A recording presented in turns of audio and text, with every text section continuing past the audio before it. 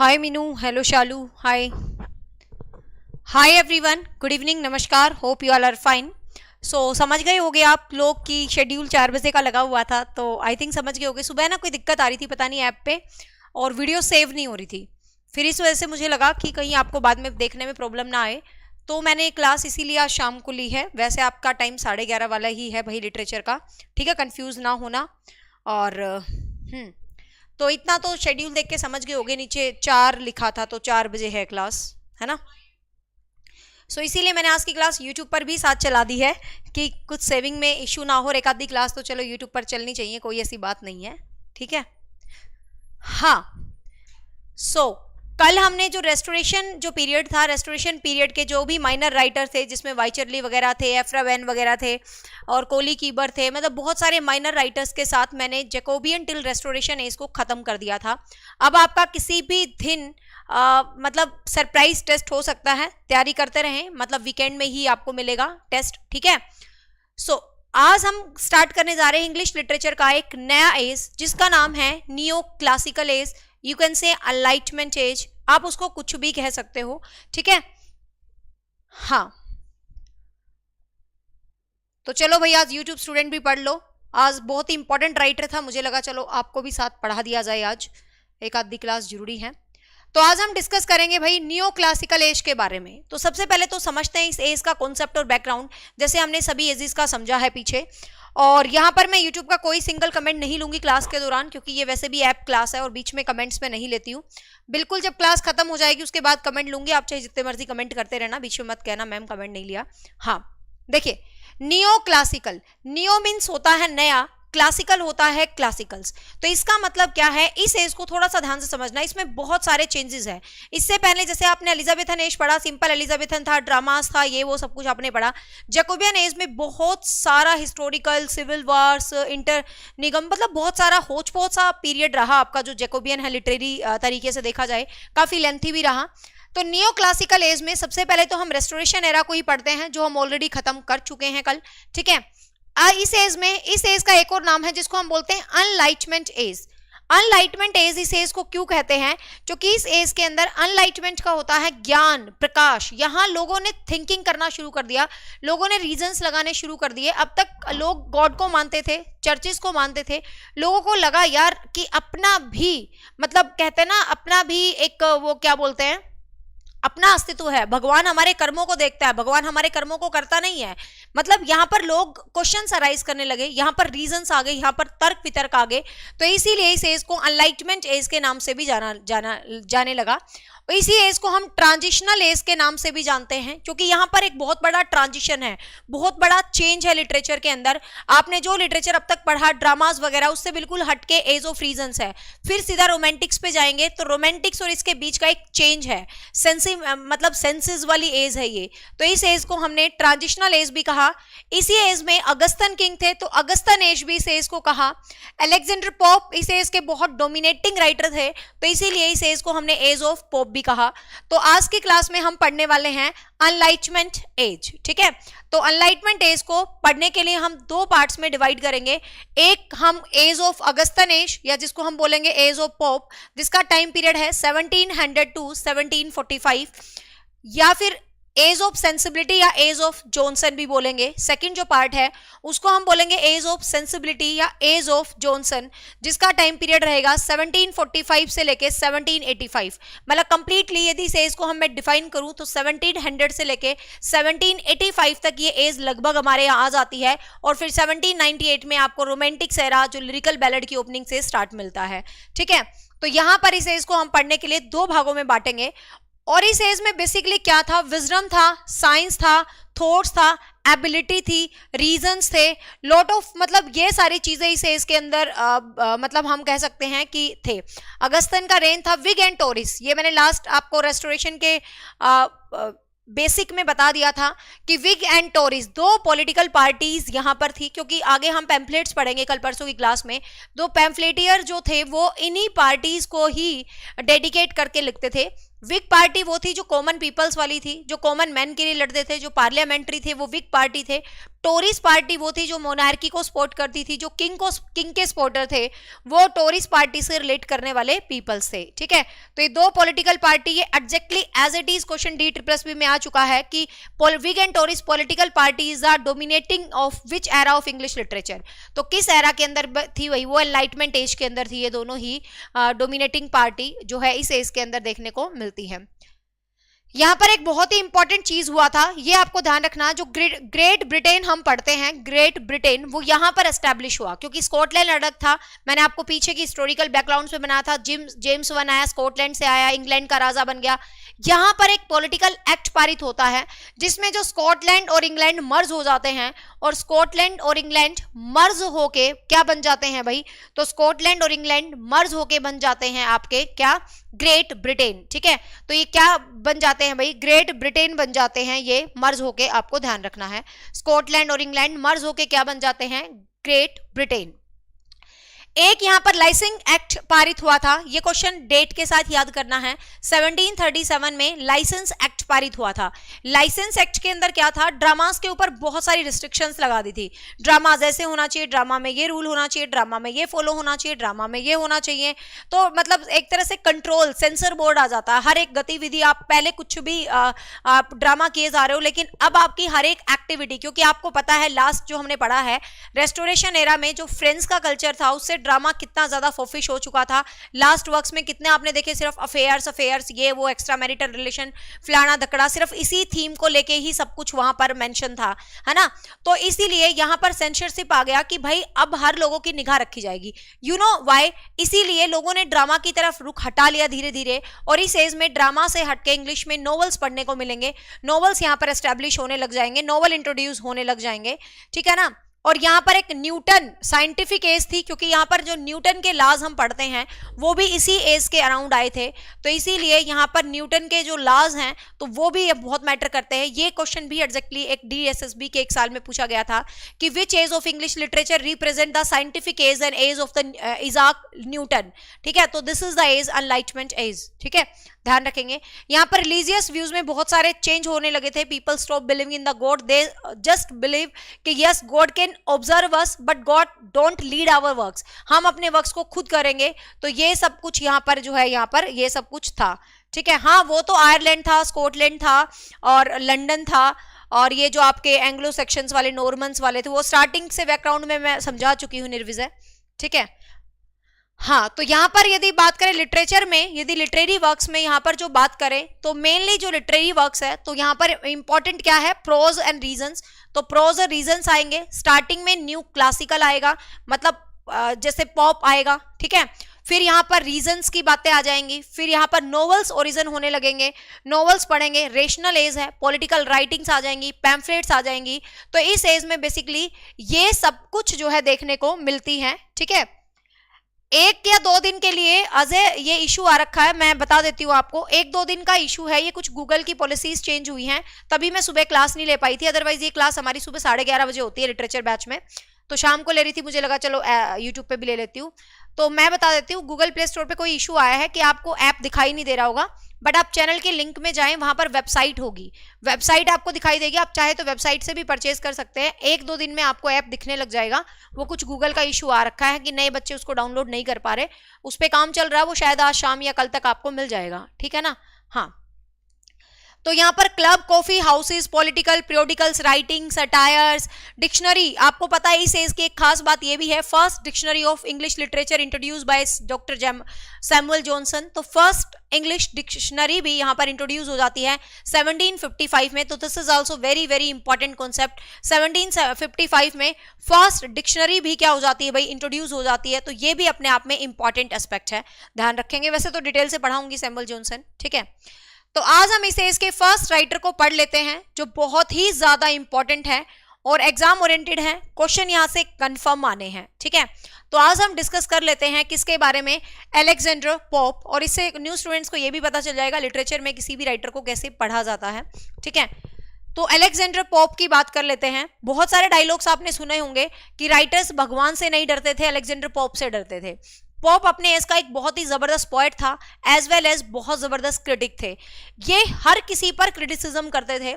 बहुत खास बात है, ये यूनिवर्सिटी में पढ़े हुए नहीं थे, बट ये यूनिवर्सिटी वालों से तो बहुत ऊपर थे इनकी नॉलेज में। इन्होंने क्लासिकल्स बहुत ज़बरदस्त तरीके से पढ़ा है। जो हमारे क्लासिकल राइटर्स हैं, रोमन राइटर्स हैं, ग्रीक राइटर्स हैं, उनको अलेक्जेंडर पोप ने इतना ज़बरदस्त तरीके से पढ़ा है।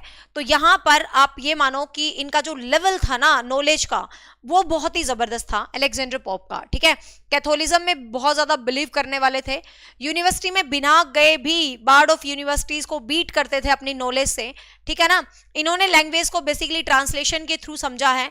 इन्होंने पुराने पुराने वर्क्स को बहुत ज़्यादा ट्रांसलेट किया है। इस तरीके से इनका जो लैंग्वेज का जो नॉलेज था वो बहुत ज़्यादा इनका बढ़ जाता है। ठीक है, स्पाइनल कॉर्ड मतलब ऐसे ये बोलते हैं, ये क्वेश्चन भी पूछा गया, इनको ना कुबड़ था, जैसे ऐसे कमर में कुबड़ होता है ना, तो ये क्वेश्चन भी ध्यान रखना कि इनको कमर में कुबड़ ऐसे बोलते हैं कि हंच बैक, मतलब ऐसे झुकी हुई कुबड़ वाली कमर इनकी थी। ठीक है, स्पाइनल कॉर्ड, रीढ़ की हड्डी में कुछ मतलब होगा इनको XYZ प्रॉब्लम। ठीक है, और इनकी हाइट 5 फीट से भी कम थी, मतलब 4.6 फीट के आसपास हाइट थी। तो देख लो भाई, छोटे से कद का।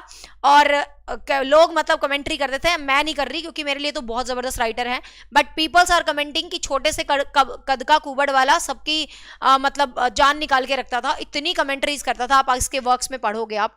ठीक है, इन्होंने एक स्क्रिबलेस क्लब को इंट्रोड्यूस किया था। स्क्रिबलेस क्लब क्या था? ये उस टाइम के कुछ राइटर्स का ग्रुप था जो कि वहाँ की जो कंटेम्प्रेरी सोसाइटी थी उसके रिडिकल करते थे, उसको रिफॉर्म करने के लिए। तो इस तरीके से अपने कुछ अलग ही अंदाज में लिखते थे, एकदम सीधा सपाट। तो इस क्लब में कौन कौन थे, ये क्वेश्चन आपको याद रखना, पूछा जा सकता है कि इस क्लब में कौन कौन थे। तो एक तो इस क्लब में जोनाथन स्विफ्ट थे जो इनके मित्र बने थे। ठीक है, तो एक तो इस क्लब में जोनाथन स्विफ्ट थे, आपको ध्यान रखना है। एक इस क्लब में अलेक्जेंडर पोप थे। ठीक है, हाँ, एक इस क्लब में अलेक्जेंडर पोप थे। EMRS का सिलेबस ऑलरेडी कंप्लीट है, क्योंकि EMRS ने जो सिलेबस दिया है वो HPSC का ही सिलेबस है, और HPSC सिलेबस हम फरवरी में ही कंप्लीट कर चुके थे। ठीक है ना, तो EMRS वाले टेंशन ना ले, HPSC फोल्डर को पढ़ लो, वो ही EMRS है। ठीक है ना। अलेक्जेंडर पोप थे। जॉन गे थे जो हम लास्ट क्लास में पढ़ चुके हैं। जॉन अर्बर्थनोट थे जो कि इनके फ्रेंड थे, बहुत अच्छे फ्रेंड थे, जिसके ऊपर इसने एक एपिस्टल भी लिखा है पूरा का पूरा। ठीक है, थॉमस पार्शल थे। ठीक है, Thomas Parnell, John Gay, Jonathan Swift और जॉन अर्बर्थनोट। तो क्वेश्चन आ सकता है which is not among the Scriblerus club. तो मेक श्योर आपको इनके नाम याद रखें। ठीक है, तो इनके नाम क्या है आपको अच्छे से याद रखने हैं। इनका पर्पस होता था just ridicule the society, improve the follies and commenting on the peoples. और लॉर्ड बायरन जो सबको बहुत ज्यादा अपने स्कॉटिश रिव्यूअर के अंदर सबको बहुत ज्यादा कमेंट्री करते थे, बट लॉर्ड बायरन कहीं ना कहीं पॉप को अप्रिशिएट करते थे, मतलब इनको पॉप सही लगते थे लॉर्ड बायरन को। ठीक है ना। अब इनके इनिशियल वर्क्स को देख लेते हैं, स्टार्टिंग के वर्क्स को देख लेते हैं। हर वर्क से जुड़ा हुआ जो क्वेश्चन हो सकता है वो मैंने इंक्लूड करने की कोशिश करी है साथ जो जो आया है। ठीक है, देखिए इनके इनिशियल वर्क में सबसे पहले है ओड टू सॉलिट्यूड। ये कुछ पोएम्स है इनकी, ओड टू सॉलिट्यूड। तो ये पोएम अलेक्जेंडर पोप ने तब लिखी थी व्हेन ही वाज ओनली 12, जब वो मात्र 12 साल के थे। तो मात्र 12 साल के थे तो अलेक्जेंडर पोप ने इस पोएम को लिखा था, मात्र जब ये क्या थे भाई 12 साल के थे। तो देख लो कितनी छोटी सी उम्र में इन्होंने पोएम को लिख दिया था, ओड टू सॉलिट्यूड। मात्र 12 ईयर की एज में इन्होंने इस पोएम को लिखा था। इस पोएम की एंडिंग लाइंस हैं जो बेसिकली आपको एग्जाम के लिए याद रखनी है। देखो लाइंस इंग्लिश में बहुत ज्यादा होती हैं, तो मेक श्योर हम बहुत लाइंस पे तो नहीं काम करेंगे, लेकिन जहां जहां जो जो इंपॉर्टेंट लाइंस हो सकती हैं, जो जो अपनी पढ़ाई के दौरान आती है और प्रैक्टिस सेट के दौरान आती है, उनको तो हम थोड़ा बहुत करेंगे ही। ठीक है, हाँ, तो इनकी लाइन क्या थी? दस let me live unseen unknown, दस limitations and let me die still from the world and not a stone tell where I lie। मतलब समझ गए, 10 let me live, बस मुझे रहने दो भाई, an unseen unknown, मैं चाहता हूँ ना मुझे कोई देखे ना मुझे कोई जाने, एंड ना मेरे ऊपर कोई शौक करे, मतलब मैं मर भी जाऊं मुझे कोई दिक्कत नहीं है, और मैं चाहता हूँ इस दुनिया से चुरा लो कोई मुझे, मतलब और टू सॉलिट्यूड, मतलब एकांत में चला जाऊं मैं। ठीक है, not stone tell me where I lie. तो कहता एक पत्थर भी ये ना बताए कि मैं कहां पर लेटा हूं, मतलब मुझे तो ऐसी एकांत की दुनिया में ले चलो। ठीक है, तो ये लाइंस इंपॉर्टेंट है, तो मेक श्योर आप ये लाइन याद रखेंगे। ये एंडिंग लाइन है किसकी भाई? Ode to solitude. ठीक है, तो ओड टू सॉलिट्यूड की ये क्या है? एंडिंग लाइंस है। नेक्स्ट इनका जो सेकंड वर्क था the name of tit 4 shorts जो है सीजनल पोएम्स का कलेक्शन था पेस्टोरल, ठीक है। तो पेस्टोरल के अंदर छोटी छोटी 4 पोएम्स इसने डिस्क्राइब की थी, तो जस्ट रिमेंबर पेस्टोरल, ठीक है। जो ये वर्जिल से इंस्पायर्ड था, जो क्लासिकल राइटर हैं वर्जिल, तो वर्जिल से इंस्पायर्ड था पेस्टोरल। ये एक इकोलॉजिकल टाइप का वर्क था। इकोलॉजिकल जैसे कि हमने स्पेंसर का पढ़ा था, तो इकोलॉजी के अंदर क्या था, जब शेफर्ड्स कैलेंडर पढ़ा था हमने, 12 महीने को रिप्रेजेंट किया गया था 12 थीम्स के साथ, तो उसी तरीके से इसमें भी कुछ इसी तरीके का थीम जो है यूज किया गया था। जो जितना डिटेल में पढ़ना उसको उतना ही डिटेल में बताऊंगी, क्वेश्चन जहां से निकल सकते हैं, इनके टाइटल पे ही काम करना था ऊपर। अब इनका इंपॉर्टेंट है essay on criticism. Make sure, एक तो पहली बात ये याद रखना, बहुत सारे बच्चे इसको एसे बोल देते हैं, तो ये एसे नहीं है, ठीक है। Essay on criticism is not an essay, ये एसे नहीं है, ये एक पोएम है, ठीक है। क्रिटिकल टाइप की एक पोएम है, ये ध्यान रखेंगे। तो एसे ऑन क्रिटिसिज्म, ईयर भी याद रख लेना क्योंकि एग्जाम ओरिएंटेड है, 1711 में आई थी ये। ऐसे ऑन क्रिटिसिज्म के अंदर क्या है, इसके अंदर इसने मतलब कुछ फिलोसफीज वगैरह के लिए, कुछ राइटिंग्स के लिए, कुछ फिलोसफीज जो थी उनके लिए लिखा था, भाई क्या फिलोसफी हो सकती है, क्या राइटिंग हो सकती है, राइटिंग किस तरीके से लिखनी चाहिए, तो ये सब कुछ क्या है भाई इसने इसके अंदर डिस्क्राइब किया था, ठीक है। तो क्या क्या था इसके अंदर देख लो इन शॉर्ट।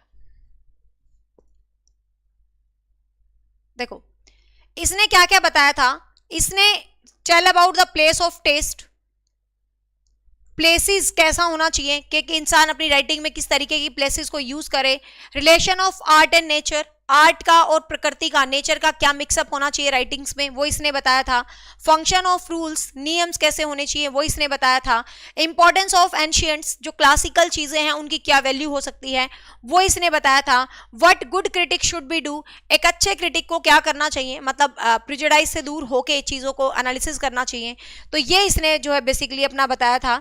मतलब इसने एक तरह से, मतलब यहां पर आप ये कह सकते हो कि इसने राइटिंग लिखने का तरीका, नेचर से कैसे कनेक्ट होना है, आर्ट कैसे होनी चाहिए, आपकी कनेक्टिविटी नेचर के साथ कैसे होनी चाहिए, तो ये सब चीजें जो है इसने बेसिकली क्या है बताई थी अपनी राइटिंग्स के अंदर, ठीक है। इसकी 2 कोटेशन है जो आपको ज्यादा इंपॉर्टेंट है एग्जाम के लिए याद रखनी है। अक्सर ये कोटेशन आपने सुनी होगी, a little learning is dangerous, ठीक है। A little knowledge is dangerous या लिटिल लर्निंग इज डेंजरस, तो सीधी सी क्वेश्चन आप सिंपल सा याद रखना, लिटिल लर्निंग या लिटिल नॉलेज इज डेंजरस, तो ये एसे ऑन क्रिटिसिज्म से ली गई कोट है। ये किसकी कोट है, अलेक्जेंडर पोप की कोट है, ठीक है। सेकंड आपको यहां पर याद रखना है, to obey the rules and to copy, ये क्या कहता है, टू ओबे द रूल्स, के नियम्स का पालन करो। You can copy Homer and Virgil, तुम होमर को कॉपी करो, तुम वर्जिल को कॉपी करो, कोई दिक्कत नहीं है। टू एयर इज ह्यूमन, क्योंकि भाई गलती करना तो इंसानों का काम है ना। And to forgive is divine, तो ये तो हम कितनी बार फिगर ऑफ स्पीच में पढ़ते हैं, air is human and forgive is divine. तो ये जो कोटेशन है, ये दोनों ही कोट आपको प्रॉपर याद रखनी है। ये किससे है भाई, एसे ऑन क्रिटिसिज्म से, ठीक है। तो दोनों की दोनों कोटेशन इंपॉर्टेंट है, दोनों आपको याद रखनी है। किससे हैं, एसे ऑन क्रिटिसिज्म से हैं, आपको याद रखनी है। नेक्स्ट इनके सबसे इंपॉर्टेंट वर्क को पढ़ लेते हैं, इसको पूरा डिटेल में पढ़ेंगे क्योंकि ये इंपॉर्टेंट है, सबको पता है, तो ये वेल डिटेल में हम इसको पढ़ेंगे। रेप ऑफ द लॉक सुना होगा, मुझे लगता है अलेक्जेंडर पोप सुना हो, and rape of the lock ना सुना हो, it's impossible if you are the literary student, है ना। तो सबको पता है इसके बारे में। तो इससे आने वाले जो क्वेश्चंस हैं क्या क्या हैं सारे डिस्कस करते हैं एक बार। एक तो रेप का मतलब आज वाली भाषा वाला रेप नहीं है, जो आज वाला रेप होता है वो वाला रेप नहीं है। इसका मतलब रेप एक लैटिन शब्द स्नैच या ग्रैब से ड्राइव हुआ है, ठीक है। तो रेप का मतलब होता है स्नैच करना, किसी चीज को स्नैच करना, किसी चीज को ग्रैब करना, ठीक है। तो ये वो वाला रेप है पहली बात, तो वो आप वाला जो आजकल वाला रेप है वो नहीं है। तो रेप ऑफ द लॉक, तो लॉक आपको पता लॉक होती है लट, जो बालों में ये लड़कियां ऐसे ऐसे कर्ल करवा के हीरोइन बनी रहती है ना, ऐसे ऐसे, हाँ, तो ये वो वाली होती है रेप ऑफ द लॉक, ठीक है। तो रेप ऑफ द लॉक मतलब लॉक का रेप होना, मतलब लॉक को स्नैच करना, ग्रैब करना, खींचना, that is called rape of the lock, ठीक है। तो रेप ऑफ द लॉक एक मॉक हीरोइक एपिक है। Very first thing you must remember, this is a poem. ये एक कविता है, ये एक पोएम है, बट ये बहुत ग्रैंड स्टाइल में लिखी हुई है। आपको पता होगा पोएम का जो सबसे बेस्ट पार्ट होता है डेट इज मॉक एपिक। ठीक है, पोएम का जो बेस्ट पार्ट होता है वो मॉक एपिक कहलाता है, और मॉक एपिक एपिक कहलाता है। एपिक होता है ग्रैंड पोइट्री जो ग्रैंड स्टाइल में लिखी जाए, ग्रैंड ओपनिंग हो, इन्वोकेशन हो, बहुत जबरदस्त राइटिंग स्टाइल्स हो, तो ये चीज होती है एपिक। ठीक है, एपिक का ही ऐसा वर्जन जिसमें किसी ट्राइबल से इशू को लेके, किसी छोटे से इशू को लेके बहुत बहुत ज्यादा फैला दिया हो। मतलब भाई थीम कुछ नहीं है, मुद्दा कुछ नहीं है, और वो कहते हैं ना हरियाणवी में बात का बतंगड़ बना रखा हो, that is called the mock epic. ठीक है, तो मॉक एपिक ये जो कॉन्सेप्ट है that is called the mock epic. तो मोस्ट सेलिब्रेटेड वर्क है ये अलेक्जेंडर पोप का। धनिष्का ये आजाज का इशू है बेटा, कल हो जाएगा डाउनलोड, नहीं तो आप वेबसाइट के थ्रू ले सकते हो, वेबसाइट का लिंक चैनल के अबाउट में है। ठीक है, तो यहां पर बात कर लेते हैं। सबसे पहले ये फर्स्ट एडिशन जो इसका आया था वो 1712 में आया था। ठीक है, फर्स्ट एडिशन जो इसका आया था वो 1712 में आया था, 2 कैंटोज में। कैंटोज क्या होते हैं, जैसे हम ड्रामा में पढ़ते हैं ना एक्ट, ड्रामा के अंदर जैसे एक्ट होते हैं उसी तरीके से इस पोएम के अंदर कैंटोज थे। मतलब Alexander Pope want to define the poem clearly, तो उसने पार्ट्स में डिवाइड कर दिया, तो that is a kind of part. ठीक है, एक्ट जैसे होते हैं ड्रामा में, हमने अब तक ड्रामास पढ़े ना ढेर सारे, तो यहाँ पर आपको ध्यान रखना है 2 कैंटोज हैं। फर्स्ट एडिशन की बात करूं तो 1712 में आया था 2 कैंटोज के साथ। फिर सेकंड एडिशन जो इसका रिवाइज्ड हुआ था 1714 के अंदर, 1714 के अंदर, जिसमें कंप्लीट बुक आई थी ये 5 कैंटोज में। टोटल यदि बात की जाए कितने कैंटोज हैं इसके अंदर, 5 कैंटोज हैं। ठीक है, तो कंप्लीट जो बुक आई थी ये 1714 में आई थी। तो आपसे ईयर पूछा जाए, पब्लिशिंग यदि फर्स्ट एडिशन पूछा जाए तो 1711 दोगे, 1712 सॉरी, सेकेंड एडिशन पूछा जाए तो 1714 आप दोगे, और इसके अंदर 5 कैंटोज थे। ठीक है, तो ये आपको याद रखनी है। फिर इसका थर्ड एडिशन भी आया था 1717 में, 1717 में। लेकिन थर्ड एडिशन में क्या खास बात थी, क्वेश्चन एग्जाम में पूछा गया था, इसके अंदर 5th कैंटोस के लास्ट में ही एक एडिटिंग की गई थी, क्लैरिसा का स्पीच ऐड किया गया था। क्लैरिसा इसके अंदर एक फ्रेंड दिखाई गई है, स्टोरी बताऊंगी। तो क्लैरिसा ने जो एक स्पीच दिया था वो स्पीच जो है इसके अंदर क्या है भाई, ऐड किया गया है। ठीक है, तो क्लैरिसा का स्पीच ऐड किया गया है लास्ट एडिशन के अंदर। ये इंपॉर्टेंट है, क्वेश्चन आ जाता है, क्लैरिसा का स्पीच किस एडिशन में ऐड हुआ था, थर्ड एडिशन में। ठीक है, कब हुआ था, 1717 में। 3 टाइम रिवाइज हुई है ये बुक, आपको ध्यान रखना है। ठीक है, ये एक रियल स्टोरी पर बेस्ड है, मतलब एक रियल जो लाइफ इंसिडेंट होता है, रियल स्टोरी जो होती है ये उसके ऊपर बेस्ड है, रियल स्टोरी के ऊपर एक बेस्ड होता है ये इवेंट, आपको याद रखना है। इसके अंदर 2 कैथोलिक फैमिलीज थी। ठीक है, 2 कैथोलिक फैमिलीज हैं रियल लाइफ में। रियल कैरेक्टर समझ लो, फिर जो ऐप का कैरेक्टर है, जो मतलब स्टोरी का कैरेक्टर है वो समझ लो। तो रियल जो कैरेक्टर था इसके अंदर वो थी एराबेला फॉर्मर, और उसका शूटर लॉर्ड पीटर। ध्यान से सुनेंगे क्या है, मैं इन शॉर्ट आपको स्टोरी बता देती हूँ, फिर स्टोरी से जुड़े हुए जो क्वेश्चंस एग्जाम में आ सकते हैं वो आपको बता दूंगी। देखिए, तो सबसे पहले यदि हम बात कर लेते हैं, इसमें यहां पर आपको ध्यान रखना है ये डेडिकेट किया गया था एराबेला फॉर्मल, क्योंकि भाई जो रियल पर्सन है, रियल पर्सन क्या था, 2 अरिस्टोक्रेटिक फैमिली थी, मतलब अमीर फैमिली थी उस टाइम की।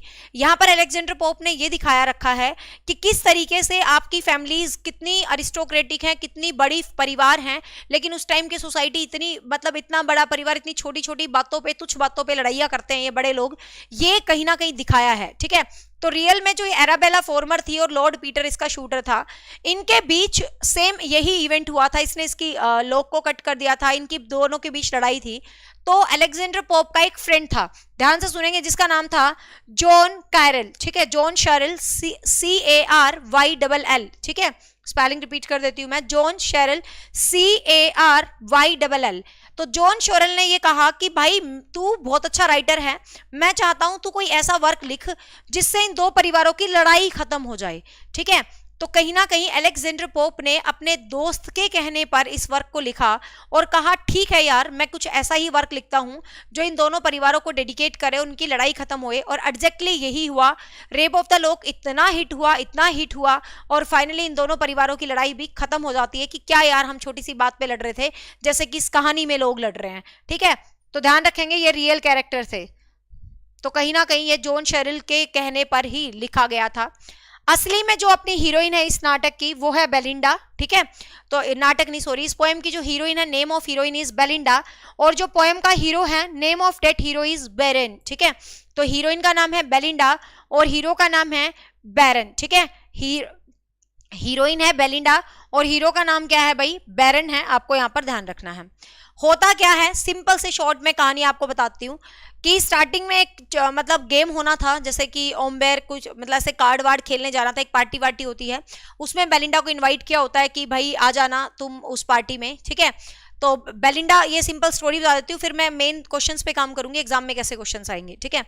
तो बेलिंडा उस पार्टी में चली जाती है। बेलिंडा का एक प्रोटेक्टर होता है एरियल, मतलब एरियल एक स्प्रिट है जो कि फीमेल्स की वर्जिनिटी को, प्योरिटी को बचा के रखती है, मतलब एक स्प्रिट होती है एरियल।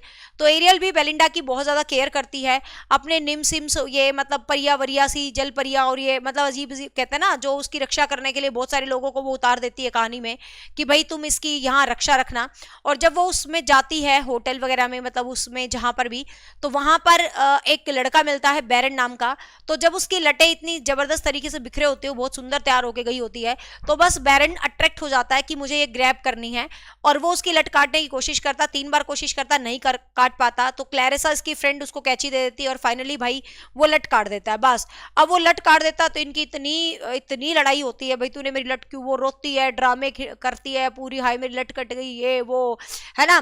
फाइनली उसकी मतलब अलेक्जेंडर पोप ये कह के उसको सांत्वित करते हैं कि ये तेरी जो लट है ये तो एक हेवनली स्टार बन गया है, मतलब ये तो अमर हो गया है, मान ले तेरी लट्टी रहती तो वो कब तक तेरे पास रहती, तू मर जाती, है ना, ये तो अमर हो गया है स्टार, ये वो, मतलब ऐसे करके फिर उसको लास्ट में कन्विंस कर देते हैं, और वो सोचती है हाँ यार मेरी लट तो स्टार बन गई। तो मतलब कुल मिला के यही है, फद्दू सी कहानी है, तभी तो इसको मोक एपिक बोला है ना, क्योंकि trivial issues and grand style writing, वो अलेक्जेंडर पॉप उसी तरीके से लिखते हैं। शुरू में उस हीरोइन को ऐसे बिठा रखा है, वो सज रही है, मतलब बिल्कुल एपिक स्टाइल में, बिल्कुल ग्रेट स्टाइल में उसको रिप्रेजेंट किया जाता है। तो आपको यहाँ पर जो क्वेश्चंस है ना याद करने वाले वो सुन लो। एक तो इसके जितने भी एडिशंस हैं वो याद रखने हैं कि 1712 में आया, 1715 में, 1717 में क्लैरिसा की स्पीच कब जोड़ी, इतनी, ये सारा पॉइंट्स आपको जो है बेसिकली क्या है अपने दिमाग में याद रखना। किसको जो है रियल कैरेक्टर पूछे कौन थे, एराबेला फॉर्मर, एलाबोरा फॉर्मल को रिप्रेजेंट कौन कर रही है कहानी में, बेलिंडा कर रही है। लॉर्ड पीटर को कहानी में कौन रिप्रेजेंट कर रहा है, बैरन रिप्रेजेंट कर रहा है, ठीक है। जॉन जो है शारिल इज अ पर्सन जो कि अलेक्जेंडर पोप ने जिसके कहने पर लिखा था। फिर ये एरियल इसका प्रोटेक्टर होता है, ठीक है, एरियल एक गार्जियन है जो कि प्रोटेक्ट कर रहा है बेलिंडा को, ठीक है। बेलिंडा का एक लैप डॉग है जिसका नाम डीएसएसबी के एग्जाम में पूछा गया था, लैप डॉग जिसका नाम था शौक, तो ध्यान रखेंगे इसका एक कुत्ता है ये बेलिंडा का जिसका नाम था शौक। फिर यहाँ पर ये एरियल जब देखता है कि पार्टी में कुछ गड़बड़ होएगी, तो ये मतलब कुछ जैसे कि ये इसकी प्रोटेक्शंस के अंदर लगा देता है, जैसे क्रिप्सा, इसकी मोमोलिटा, ये मतलब सिम्फ होती हैं, जैसे कहते हैं ना दैवीय शक्ति ऐसी टाइप में, तो ये मतलब इनको इसमें लगा देता है किसी ना किसी तरीके से, ठीक है। ब्लिंटेक, ये सब कुछ इनकी देखभाल में लगा देता है, बट फाइनली फिर भी कट जाती है। वो गेम कौन सा होता है भाई, गेम ऑफ ओम्बेर होता है, ठीक है। गेम ऑफ ओम्बेर, जो ओम्बेर मतलब एक तरह से कार्ड का गेम था, तो गेम ऑफ ओम्बेर का जो कॉन्सेप्ट है वो कहां से लिया है अलेक्जेंडर पोप ने, याद रखेंगे तो वो विडास एक क्लासिकल राइटर है, विडास का गेम ऑफ चेस है, ठीक है, विडास का गेम ऑफ चेस है जहां से अलेक्जेंडर पोप ने गेम ऑफ ओम्बर का कॉन्सेप्ट लिया है, ठीक है। ये क्वेश्चन डायरेक्ट पूछे जाते हैं एग्जाम में ऐसे ही, ठीक है। हाँ, सुदेश न्यू लाइव बैच पढ़ना है। बेलिंडा इनवाइटेड एट हैम्पटन, और ये वो प्लेस है जहां पर बेलिंडा को इनवाइट किया गया था, हैम्पटन, HAMPTON, तो हैम्पटन प्लेस है, ये भी आप ध्यान रखेंगे, ठीक है। होमर्स, ये जो इसने एपिक का आइडिया लिया था वो कहां से लिया भाई, होमर्स का जो फ्रॉग एंड माइसेस था, फ्रॉग एंड माइस से इसने क्या किया था, मोक एपिक का जो ट्रेडिशन था वो फॉलो किया था इसने, ठीक है ना। यहाँ पर मून सन पर कैरेक्टर जैसे अम्ब्रियल है, एरियल है, बेलिंडा है, ये मतलब नेचुरल बॉडीज के ऊपर जो है इसके कॉन्सेप्ट जो है कैरेक्टर्स हैं, ठीक है ना। हाँ, बेलिंडा के लिए ये वर्ड यूज किया गया है फेयरेस्ट ऑफ द मॉर्टल, ठीक है, फेयरेस्ट ऑफ द मॉर्टल, तो ये वर्ड इसने इलियड से ली गई है लाइंस। तो ये कुछ लाइंस है जो एग्जाम्स के क्वेश्चंस आए हुए हैं, तो ये आपको ध्यान रखना है, ठीक है। बैरन की इंटेंशन होती है steel the most precious things, भाई वो इसलिए कर देता है, 3 टाइम ट्राई करता है। फिर लोक लास्ट में क्या बन जाती है, कॉन्स्टेलेशन बॉडी बन जाती है, एक तरह से स्टार बन जाती है। तो ये सारे क्वेश्चंस है जो आपको याद रखना है। बेलिंडा को बार बार सन मून से कंपेयर किया गया है, ठीक है। तो ये सारे क्वेश्चंस है जो आपको यहाँ पर ध्यान रखना है, और टाइटल तो याद रखना ही रखना है, ठीक है। हाँ, तो ये अलेक्जेंडर पोप का सबसे इंपॉर्टेंट वर्क था जो कि अक्सर एग्जाम में पूछा जाता है, और जो हम पढ़ के छोड़ देते हैं अलेक्जेंडर पोप को, और बहुत है अलेक्जेंडर पोप, है ना, पढ़ने के लिए। चलो नेक्स्ट, अलेक्जेंडर पोप का जो वर्क था, the name of that work is Dunciad, ठीक है। डंसियाड की यदि आप बात करें तो इसका टाइम था 1728 में। ये जॉन ड्राइडन से काफी ज्यादा इन्फ्लुएंस था। जॉन ड्राइडन का जो हमने वर्क पढ़ा था मैकफ्लोकनी, तो जॉन ड्राइडन के वर्क से ये काफी ज्यादा इंस्पायर्ड थे, मतलब अलेक्जेंडर पोप, मतलब उस वर्क से इंस्पिरेशन लिख के डंसियाड इसने लिखा था, ठीक है। तो डंसियाड के अंदर इसने एक तरह से हैक जो राइटर्स होते हैं, हैक राइटर्स के ऊपर क्या किया था भाई, सटायर किया था। हैक राइटर्स क्या होते हैं, हैक राइटर्स होते हैं जो पैसे के लिए लिखते हैं, मतलब आपके अंदर राइटिंग का कैलिबर नहीं है। पोप कहता है यार ऐसे ऐसे पोएट बन गए जिनको लिखना नहीं आता, बस जो सोचते हैं यार मैं लिख लेता हूँ मेरी किताब बिक जाएगी। तो ऐसे थर्ड क्लास जो राइटर है मैं उनके ऊपर कमेंट करता हूँ, तो उनको इसने पोप ने बोला है हैक राइटर्स, ठीक है। तो हैक राइटर्स को ये क्या करता है भाई, कमेंट करता है। हैक राइटर्स को ये क्या करता है, कमेंट करता है, ठीक है। तो इसकी बुक 1 में ये कोली खीबर को कमेंट करता है, लास्ट क्लास में हमने पढ़ा था कोली खीबर। तो इसके अंदर ये इसको कमेंट करता है कि भाई ये कैसा है, ये तो किंग ऑफ डलनेस से आया हुआ बंदा है, ये तो कुछ नहीं आता इसको, तो ऐसे करके ये इसको कमेंट करता है, ठीक है। बुक 2 के अंदर ये सभी पीपल्स को क्रिटिसाइज करता है जो दूसरों के वर्क को कॉपी करते हैं। बहुत ट्रेंड है कॉपी करने का आजकल यूट्यूब पर, मैं कहना नहीं चाहूंगी, बट आई हैव फील कि बंदा मेहनत करे, कंटेंट बनाए।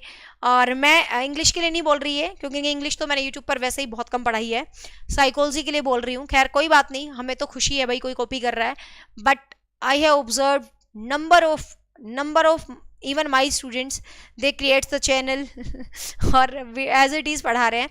पढ़ाओ, मतलब वो कोई दिक्कत नहीं है। देखो हर इंसान कहीं ना कहीं से सीखता है, ठीक है, कोई दिक्कत नहीं है, but make sure try to make your own content. You can take ideas from anywhere, but content तो एटलीस्ट अपना बनाओ, है ना।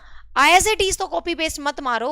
ये पॉप वाली बात मेरे अंदर भी आ जाती है। मैंने बहुत सारे स्टूडेंट मुझे वीडियोज शेयर करते हैं कि देखो मैडम, मतलब यार कई बार एग्जाम्पल जो मैं देती हूँ वो एग्जाम्पल भी वही कैसे आ जाते हैं, बट कोई बात नहीं। खैर खुशी की बात है कि भगवान ने हमें इस काबिल बनाया कि कोई कॉपी तो करे हमारा सब्जेक्ट है।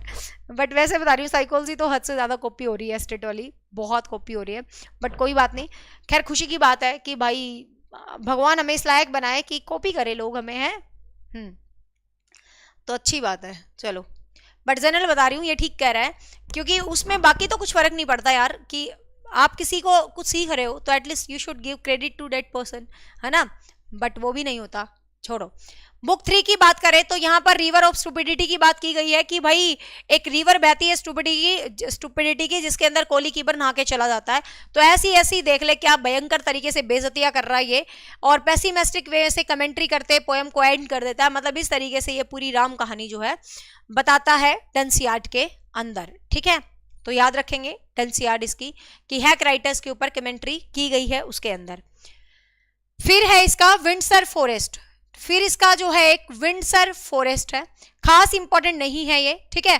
विंडसर फॉरेस्ट इसका एक पर्सनल लाइफ को रिलेट करके पोइट्री है, जिसके अंदर जोनाथन स्विफ्ट के साथ इसकी जो दोस्ती वगैरह हुई उन सबको ये डिस्क्राइब करता है। ये एक तरह से इसकी पर्सनल प्लस पब्लिक पोएम है, पब्लिक इश्यूज भी बताता है, पर्सनल इश्यूज भी बताता है, ठीक है। फिर है इसकी elegy on the memory of unfortunate lady. Elegy on the memory of unfortunate lady, unfortunate lady के ऊपर एक मेमोरी।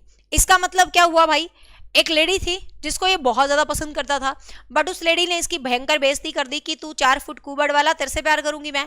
तो भाई वो मर जाती है, तो ये बड़ा उसकी खुशी सेलिब्रेट करता है। ये एलेजी उस फॉर्म में नहीं लिखता जिस दुख वाली फॉर्म में लिखनी चाहिए, ये कहीं ना कहीं उसकी डेथ को सेलिब्रेट करता है, और अनफॉर्चुनेट लेडी बोलता है उसको, दुर्भाग्यशाली लेडी थी जो मेरे प्यार को प्राप्त नहीं कर सकी, है ना। तो उसके ऊपर ये वर्क था। तो मेक श्योर आप इसके टाइटल पे ही काम करना, ज्यादा डीप जाने की जरूरत नहीं है। नेक्स्ट है इलियड एंड ओडिसी। इसने हर साल कहते ये इलियड एंड ओडिसी के जो है ट्रांसलेट करता रहता था। 6 वॉल्यूम इसने पब्लिश करवाई हैं, हर साल ये ट्रांसलेट करता रहता था, ठीक है।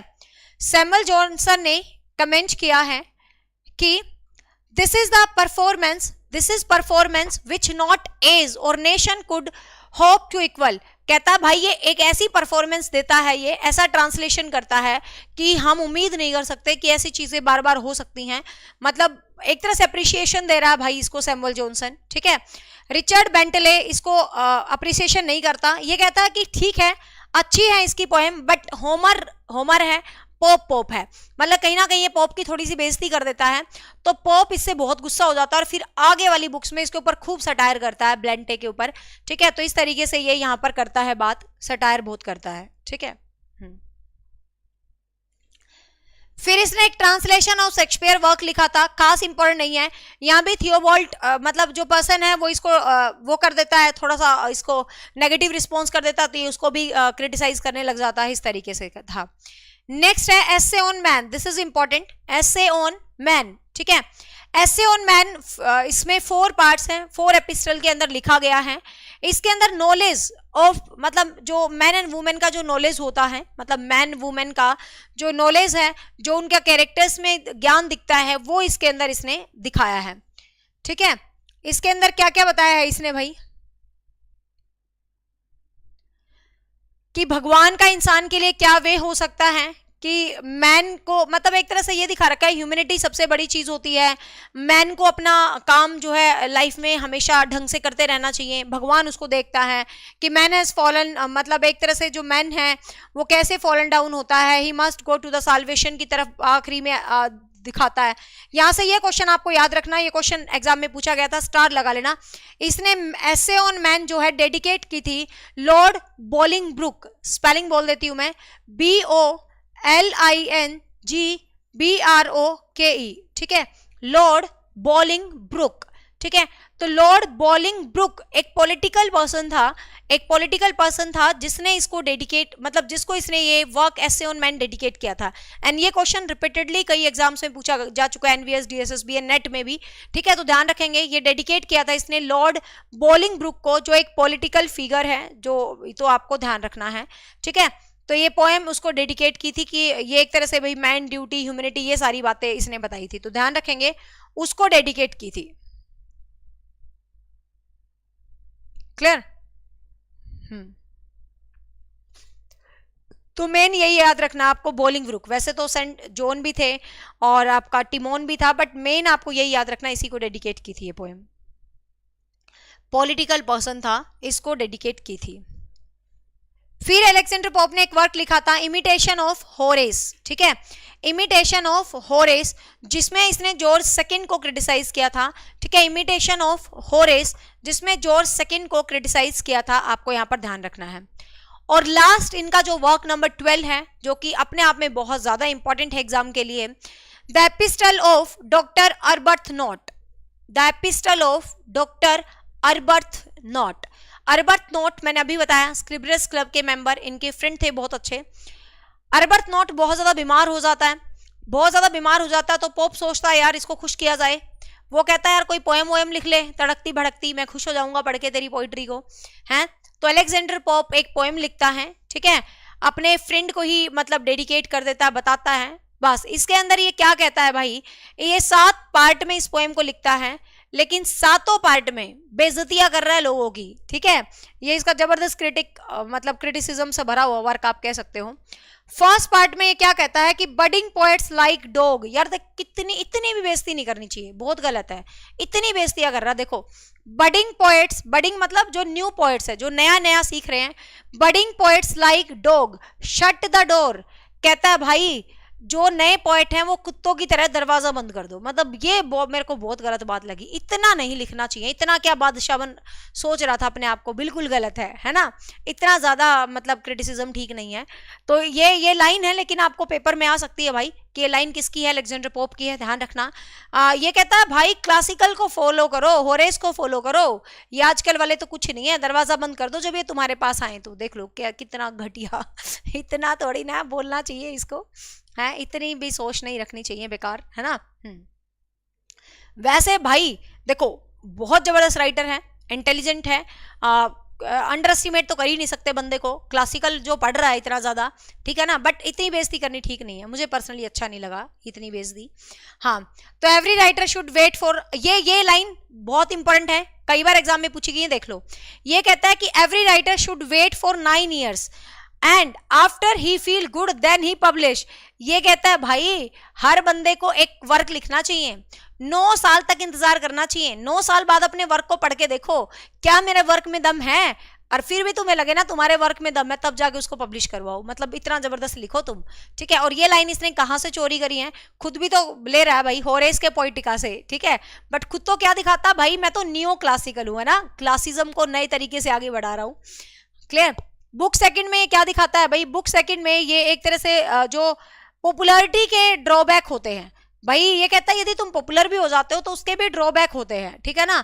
तो यहाँ पर ये ड्रॉबैक बताता है बीइंग पॉपुलर, कि भाई तुम पॉपुलर हो गए जिंदगी में तो उसके बहुत ज्यादा ड्रॉबैक होते हैं तुम्हारी जिंदगी में। जैसे आपने पढ़ा होगा एक बेकन कैसे भी था, है ना, कि एक बंदा पॉपुलर होता है वो भी दुखी रहता है भीड़ से, उसको भी अपनी पर्सनल जिंदगी जीने का ज्यादा मजा नहीं आता। तो ये इसी तरीके से कहता है कि पॉपुलैरिटी, पार्वती लास्ट में बताऊंगी, शांति रखो, ठीक है। I am ordinary man and don't want the people flatter me. कहता भाई मैं तो ऑर्डिनरी मैन हूं and I don't want the people flatter me, people मुझे फ्लैटरिंग करे मैं बिल्कुल नहीं चाहता, मैं तो एक साधारण सा आदमी हूं। अपने लिए तो ऐसी लाइन बोल रहा है, ठीक है ना। और मतलब एक तरह से पॉपुलैरिटी के ड्रॉबैक बताई है दूसरी बुक के अंदर, दूसरे एपिसोड के अंदर। थर्ड पार्ट के अंदर डिस्क्राइब करता है अपनी लाइफ की, पोएट की, कि पोएट कैसे बना जाता है, नेचुरल पोएट कैसे होना चाहिए, राइटिंग तो अंदर का पार्ट होती है, दिल से निकलती है, ठीक है, ये सब कुछ बताता है। फोर्थ के अंदर ये एम्बेरस करता है भाई फिलिप वगैरह को, जोसेफ मतलब इवन जोसेफ एडिसन के बारे में क्या कहता है ये, ही इज जीनियस। कहता है भाई जोसेफ एडिसन एक जीनियस है बंदा, but he want to dominate all the ages. कहता है कि वैसे तो भाई वो बहुत डोमिनेटिंग है, लेकिन वो क्या है, हर बंदे पर हर एज में अपना अधिकार जमाना चाहता है, मतलब कहीं ना कहीं कह रहा है वो ऐसा है। लॉर्ड हेलिफैक्स के लिए क्या बोलता है कि he love being flatter good keep to upgrading. कहता है यार ये हेलिफैक्स क्या राइटर है, ये तो फ्लैटरिंग पसंद करता है, चलो कोई बात नहीं, कीप ग्रोइंग। मतलब कुल मिला के इसके अंदर ये अपने कंटेम्प्रेरी पोएट्स को ही क्रिटिसाइज कर रहा है, ठीक है। यहाँ पर करंट एटीट्यूड ऑफ लाइफ के प्रति जो फिफ्थ पार्ट है इसके अंदर हार्वेक के ऊपर अटैक करता है ये, कि भाई मुझे तो लगता है कि वो वो डोंकी का दूध पीने वाला है, डोंकी का दूध पीता है फिर जाके लिखता है, ऐसा बोलता है ये फिफ्थ पार्ट के अंदर, ठीक है। सिक्स पार्ट के अंदर ये कॉन्टिन्यूस उसी क्रिटिसिज्म को बढ़ाता है। सेवंथ पार्ट के अंदर ये क्या कहता है, सेवंथ पार्ट के अंदर कहता है कि मैं तो ऐसे खानदान से हूं जिसका बाप बहुत अच्छा है, जिसकी माँ बहुत अच्छी है, लाइक इस तरीके से, और भाई ये कहता है मुझे फ्लैटरी पसंद नहीं है। तो इस तरीके से ये जो सेवंथ पार्ट के अंदर लिखता है और कंक्लूजन कर देता है अपने फ्रेंड को गुड हेल्थ विश करते हुए अपनी पोएम को, ठीक है ना।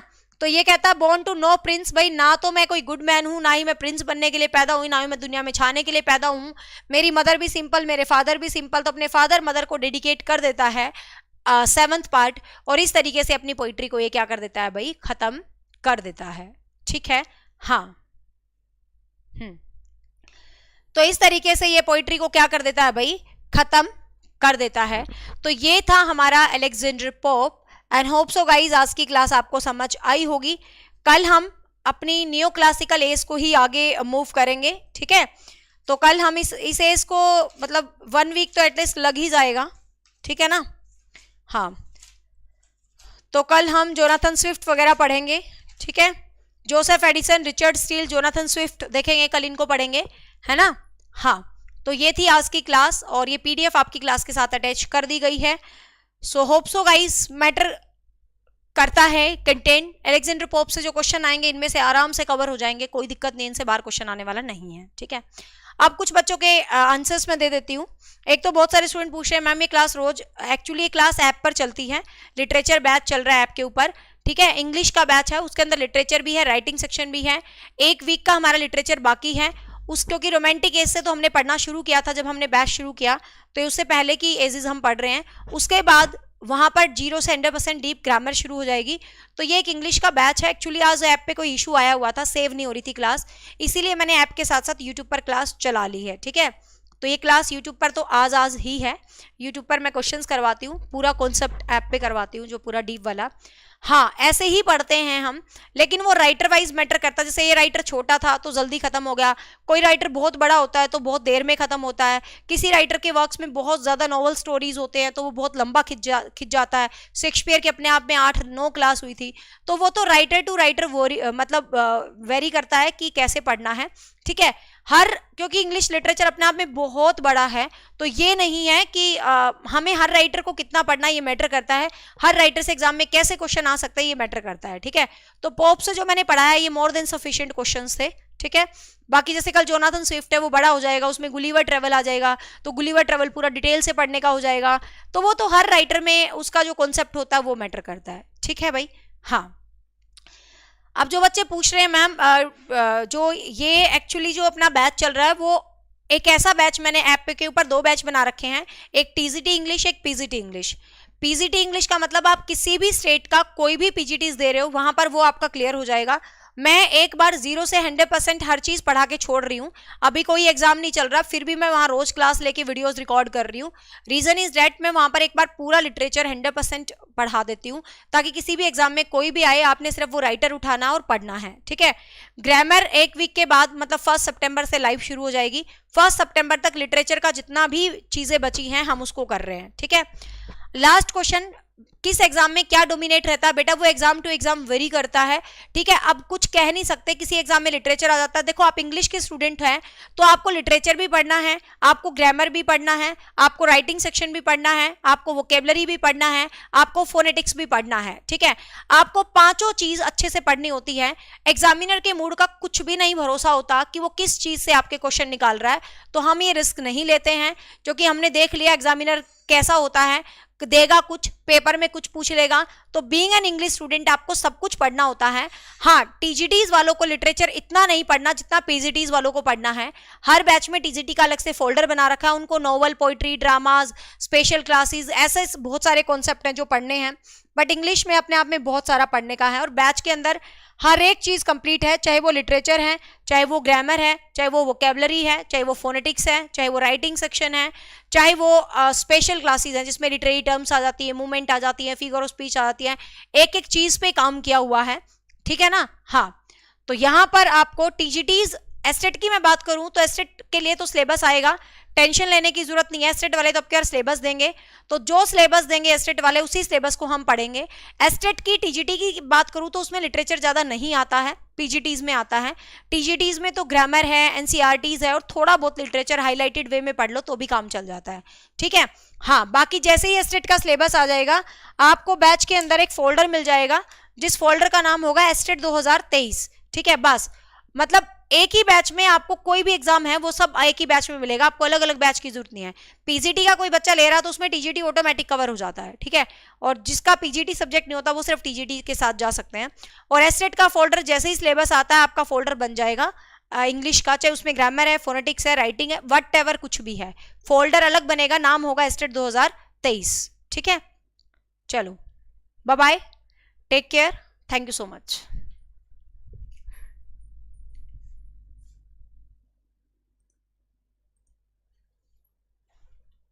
हर क्लास की पीडीएफ क्लास के साथ ही अटैच होती है।